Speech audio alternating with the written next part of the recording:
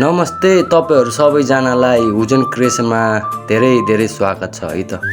आज म first time दरे खाजा घरको चाहिँ एउटा ब्लग बनाउँदैछु है। के ब्लग भनेर सानो भिडियो दरे खाजा घरको खाना कस्तो रहेछ, के कस्तो मिठो नमिठो के कस्तो छ हल्का एउटा रिभ्यु लिनको लागि चाहिँ एउटा भिडियो बनाउँदैछु है।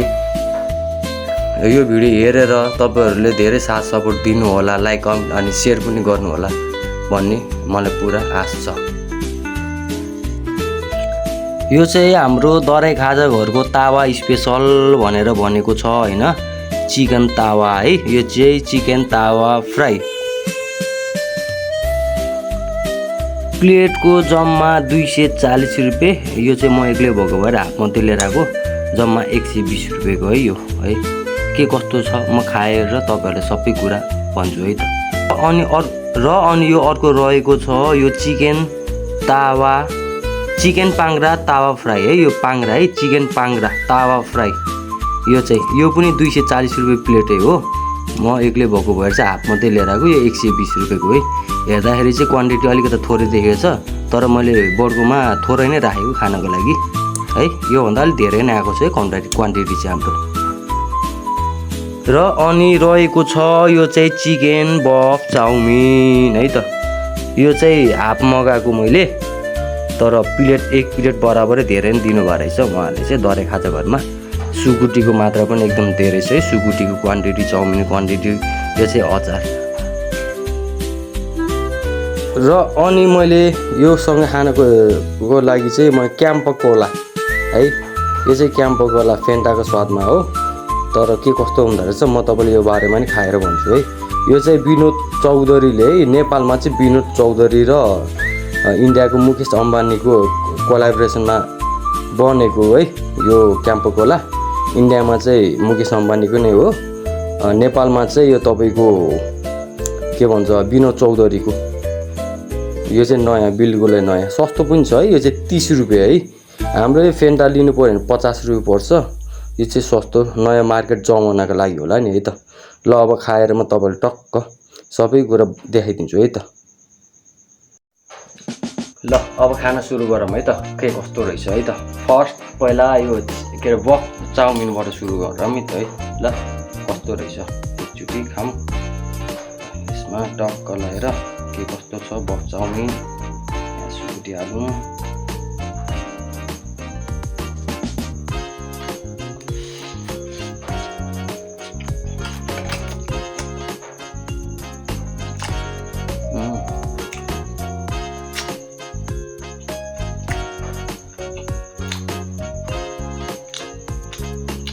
बवाल चाउमिन चाहिँ है, मिठो लाग्यो मलाई चाहिँ, एकदम बवाल लाग्यो चाउमिन चाहिँ, हल्का पिरो है। ल अब फेन्टा है त, कोला फेन्टा नै होइन, कोला क्याम्पा कोला विनोद चौधरीको क्याम्पा कोला है त। हेर्नुहोस्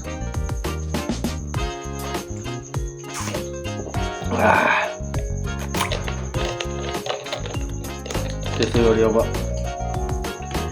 यो चिकन पाङ्ग्रा टेस्ट गरौँ है त है। चिकन पाङ्ग्रा है, यो चिकन पाङ्ग्रा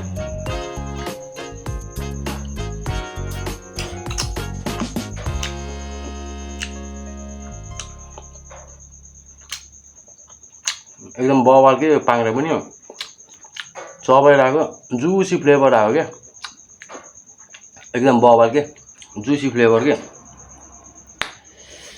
वाह, फर्स्ट टाइम खाएको है मैले यस्तो यो पाङ्ग्रा चाहिँ है।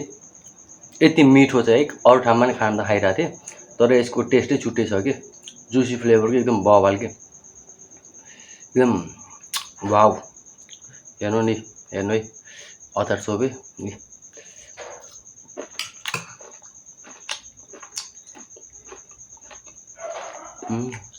यो पाङ्ग्रा त त्यसै नि जति पकाए काँचो टाइपको हुन्छ नि, किरिकिरी, त्यो पनि मरमसला सबै पुगेको। वाउ, दामी है।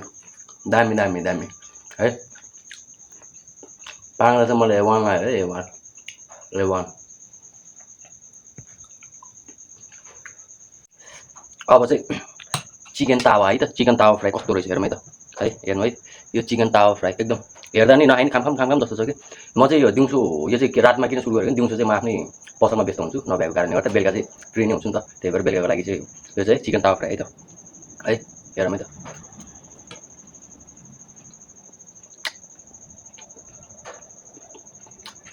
वाउ यो पनि जुसी मासु चर्मन मिलेर सरर रस क्या सरर रस एकदम भवा लाग्यो दामी दामी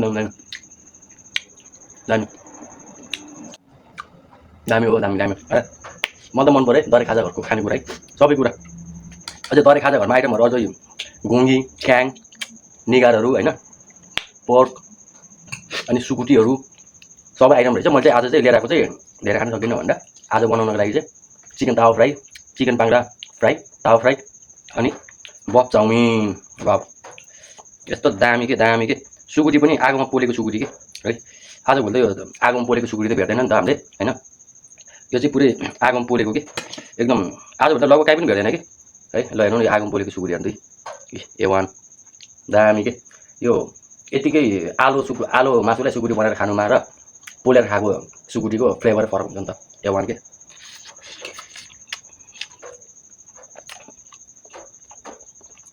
वाह दामी है दामी एकदम बवाल सही हो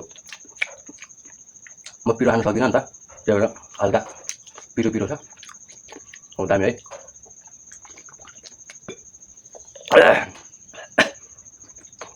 मलाई त एकदम मन पऱ्यो एकदम मन पऱ्यो है मलाई दरे खाजा घरको चाहिँ अनि बाँकी रह्यो क्याम्पा हाम्रो को कम्पनीको फेन्टा जस्तो फ्लेभर त छैन यो चाहिँ कस्तो छ भने हामीले कागती पानी हान्छ लेमन पानी फ्लेभरमा छ तर खासै मन त परेन है मलाई मिठो चाहिँ लाग्ने हो स्वादै फरक छ कि फेन्टाको फ्लेभर छुट्टै छ यसको फ्लेभर सबैको आफ्नो फ्लेभर त छ सरी के तर खासै खानेले त खानु छैन तर मलाई चाहिँ मन परेन है यो क्याम्पा चाहिँ मलाई मन परेन अब जम्मा 30 रुपियाँमा आइरहेको 250 ml को तर मलाई चाहिँ मन परेन होइन सस्तोमा धेरै खान खोज्नुहुन्छ भने चाहिँ यो खाँदा ठिक है तपाईँहरूलाई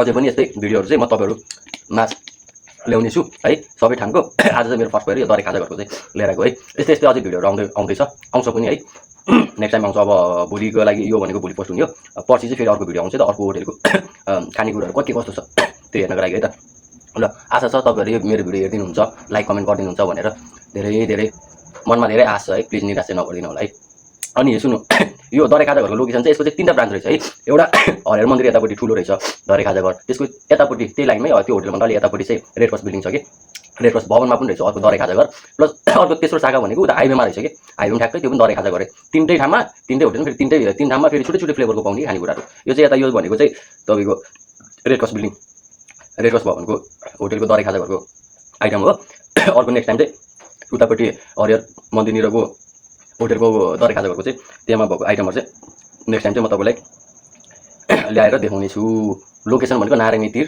हरिहर मन्दिर र रेड क्रस बिल्डिङ भवन रेड क्रस भवनमै रहेछ कि आशा छ तपाईँहरूले राम्रो यो भिडियोलाई राम्रो मानिदिनुहुन्छ है सरी हस्त धन्यवाद।